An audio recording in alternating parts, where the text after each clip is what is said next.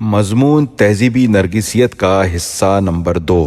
اس تحریک خلافت کا عملی تجربہ پچھلی صدی کے آخری برسوں میں کیا جا چکا ہے۔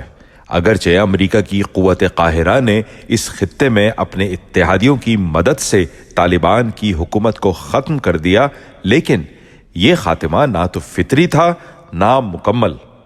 یعنی وہ طاقتور بنیاد جس پر طالبان کی حکومت قائم ہوئی تھی نہ صرف ختم نہیں ہوئی بلکہ اور مضبوط ہوئی۔ یعنی افغان اور پاکستانی قوم کے وہ عقائد مزید مضبوط ہو گئے جن پر غلبہ اسلام کے نظریے کی بنیاد ہے۔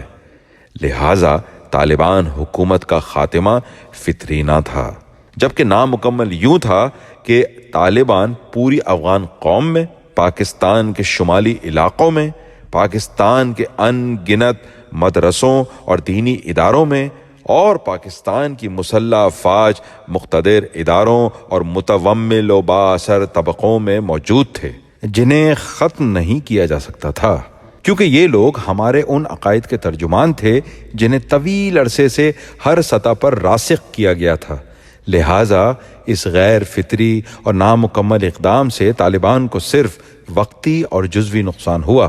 دوسرا مرحلہ، پاک افغان علاقوں میں قیام خلافت کے پہلے مرحلے کی تکمیل کے فوراً بعد تحریک کے سامنے جو مرحلہ ہوگا وہ ان وعدوں کی تکمیل کا ہوگا جو اسلامی حکومت کے قیام کی بنیاد ہیں، یعنی عوام کے مسائل کا حل اور خیر و خوبی سے لبریز معاشرے کا قیام۔ اگر یہ وعدے پورے نہیں ہوتے تو اسلامی انقلاب سے لوگوں کے بددل ہونے کا شدید خطرہ موجود ہوگا۔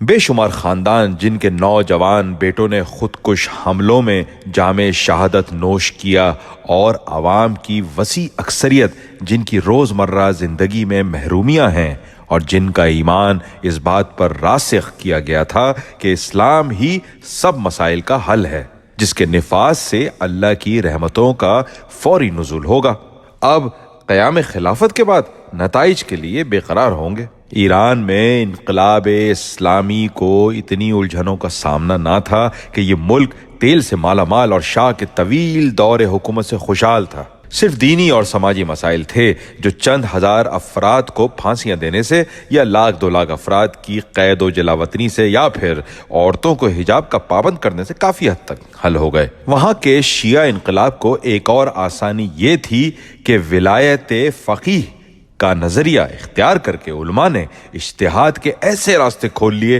جن سے جدید دور کے اکثر فکری اور مادی اصول جوں کہ توں رائج رکھے جا سکتے تھے۔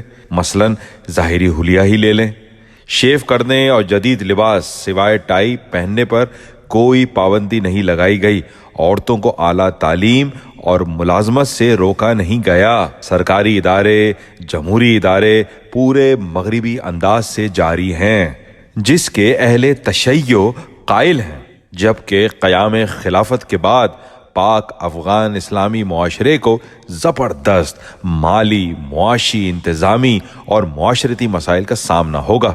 اگرچہ ترغیب و تبلیغ سے یا شرعی تعزیر و تادیب سے عوام کو سادہ زندگی کا اسلامی اصول اپنانے پر قائل کیا جائے گا، اور قوی امید ہے کہ وہ دنیاوی خوشحالی کے جدید کافرانہ نظریات کو دلوں سے نکال دیں گے۔ افغان طالبان کے دور میں زندگی کو سادہ کر کے قرون اولیٰ کے عرب معاشرے کے قریب لانے کا تجربہ کامیاب رہا تھا۔ مسلم عوام اسلام کے لیے ہر قربانی دینے کے لیے تیار رہتے ہیں، اور حضور صلی اللہ علیہ وسلم کے دور کی سادگی تو وہ سعادت ہے جسے حاصل کر کے ہمارے مسلم عوام سرشار ہو جاتے ہیں، چاہے غریب ہوں یا امیر۔ مضمون کا بقیہ حصہ اگلی قسط میں۔ بہت شکریہ۔